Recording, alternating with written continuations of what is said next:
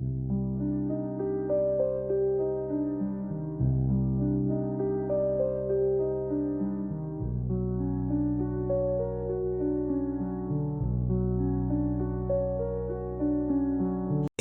left quietly. No explanations. A few of his associates pressed him. "Where are you going, man? Why so sudden?" He only shrugged them off. Words meant nothing anymore. What could he say? I've awakened into something the world fears? Already, the police were detaining anyone with strange eyes or unnatural strength. To admit what he was now would mean shackles, laboratories, and dissection tables. Silence was safer. With the last of his savings, Adrian bought a one-way ticket overseas. In the terminal, he pulled his hood low, fabric shadowing his face. Cheap black contact lenses masked his crimson eyes, dulling the glow to a muddy black. Fragile. Temporary. But it was all he had. The boarding call rang out.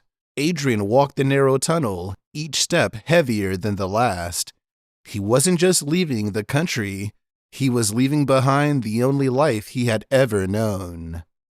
On the plane, he slid into the window seat, forehead against the cool glass. He watched the city shrink into patches of amber light. The sky swallowed him whole. For a fleeting moment, he wished he could dissolve into the clouds, fade into nothing, and never be found. But sleep refused him. His chest burned with restless questions. His senses throbbed alive, every sound a whisper in his skull, every smell piercing. He heard the rustle of a newspaper 3 rows back. He smelled the stewardess's perfume before she reached his aisle. He clenched his fists. This disguise couldn't contain what he was. And then, the commotion. A sharp gasp. The stumble of heels. Books clattering across the aisle. Adrian turned. The flight attendant had fallen onto a girl. Glasses slipped. Books scattered. And in that instant, emerald fire. Her eyes, glowing green in the dim cabin. Passengers froze. Someone whispered, "Vampire." Looking over at the girl, chestnut hair streaked faintly with gold, flushed crimson, fumbling for her glasses. But whispers spread like cracks in glass. Fear, shock, rage. Up front, the captain's voice murmured, not for passengers, but for headquarters. "Control, we may have one on board. Requesting protocol guidance." Maeve Lysandra. Adrian didn't know her name yet, but he knew her. She was like him. Awakened. She trembled, clutching her book to her chest, every eye drilling into her. Adrian thought to himself, "She's terrified, and I know exactly why. I've been hiding the same way, pretending to be human, pretending this curse wasn't mine. If they take her, they'll take me next, and maybe worse. If I let them have her, then I've admitted I don't belong in this world either. It's her, or both of us.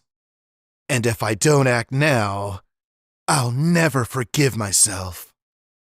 His jaw tightened. Fate had shifted.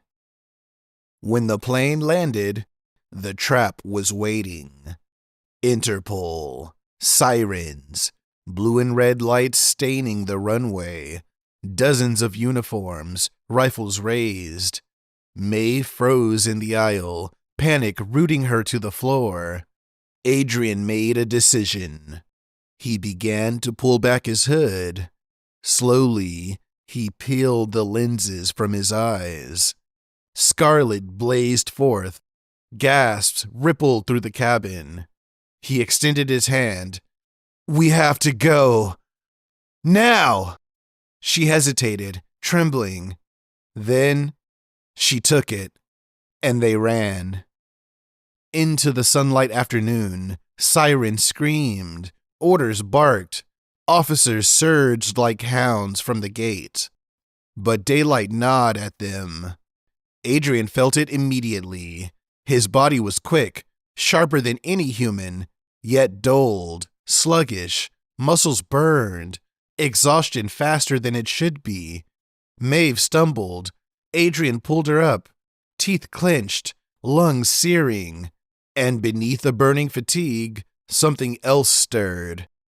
Adrian's throat felt dry, not the thirst of heat or from running, but deeper, rawer. A hunger he couldn't name. It clawed at him, whispering for something he didn't dare imagine. Is this what sunlight does to us? They ran, half predator, half prey.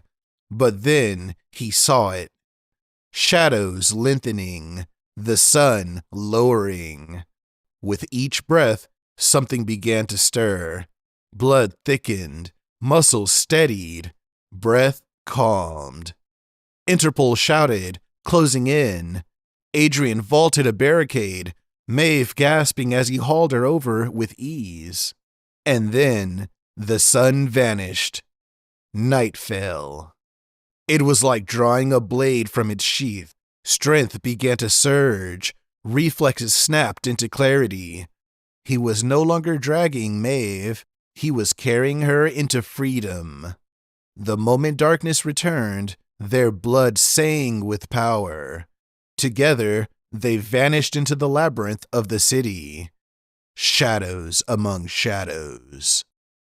And then, Adrian noticed something strange. The deeper they fled toward the heart of the city, the fewer sirens followed. Interpol's voices thinned. Patrol cars no longer appeared at every corner. Within 10 miles of their destination, the streets were silent. Too silent. Not a single uniform in sight. Adrian frowned, pulling Maeve close as they ran. Why aren't they chasing us? Why stop now? The truth was whispered among vampires.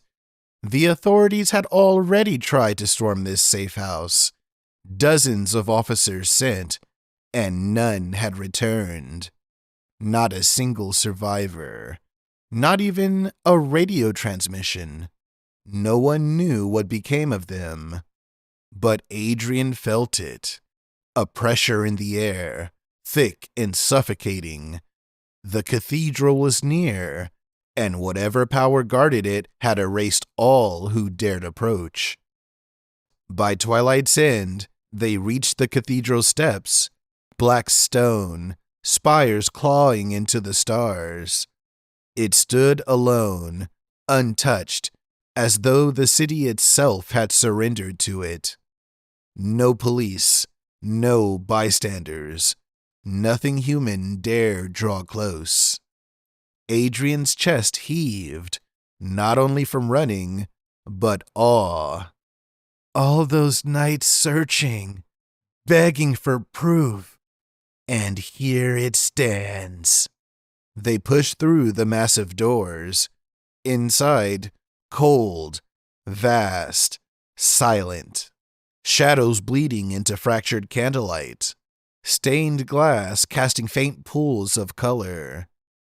And there she was, Callistra Valtheria. Silver white hair, crimson eyes, a face as flawless as carved marble, yet alive with the aura of danger. She studied them, still as stone. Adrian felt her eyes claw through him. Every failed ritual, every desperate attempt at magic, every secret hope, all stripped bare. She's terrifying. Not human. Not even close. If this is what a true vampire is, Then what am I? Adrian thought to himself. At last, her voice, smooth silk pool taut over steel. You've survived. Good. Enter. The doors groaned open. Inside, more students trickled in. Crimson, gold, and silver eyes flickered under the candlelight. Whispers hissed. Some mocked, some bragged. A group clustered around Maeve. Why are yours green? No one else has green. Maeve stiffened. I don't know. Adrian bristled. His hand twitched, wanting to defend her, but silence pressed harder than words. They'll pick her apart, just like the humans would have. Even here, she's different. But maybe that difference is exactly why she matters. The dryness in his throat lingered. He swallowed, feeling uneasy. This thirst hadn't left since the airport. Surrounded by strangers, each eye glowing with hidden power, he wondered if they felt it too. That gnawing ache, that terrible, unspoken hunger. If so, how long could any of them endure it? And still, Callistra lingered in his mind. The way she looked at him, the way fear and awe mixed in his chest. She's the most dangerous thing I've ever seen.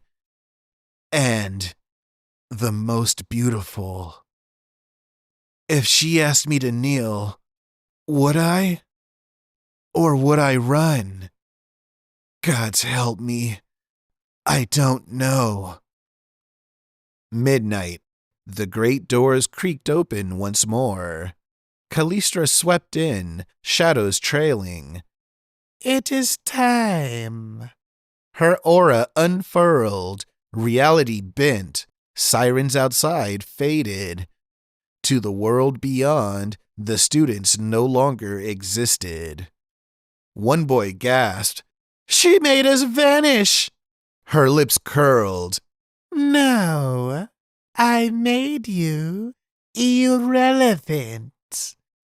One day, if you are worthy, you may learn to fly on your own. Until then, try not to scream." And then she rose. The night embraced her, and with it, the students rose too. Adrian's stomach lurched, heart hammering. Flying? This is impossible. But then again, everything I prayed for was impossible. Until now. He clutched Maeve's hand. Her emerald eyes shimmered with both terror and wonder alike. And then, towers split the horizon. Sanctum Noctis. Black spires stabbed the heavens, walls glowing faintly with ghostly light. The aura of the place pressed down before they even landed. Adrian's throat tightened. It's enormous. Unnatural. Have humans ever stumbled here? And if they did they leave alive? They descended before the colossal gates, carved with runes that shimmered faintly. The shadows themselves dragged them wide. Callistra touched down first, cloak folding around her like liquid night. She turned, crimson eye sweeping the initiates. Her hand lifted, elegant, daring. Welcome to Sanctum Noctis. Step forward, if you dare. Beyond these gates, weakness dies. Only strength will keep you alive. Adrian swallowed hard. Maeve's hand trembled in his. This is it. The world I searched for my whole life. The world that never wanted me. Until now. Together, they crossed the threshold.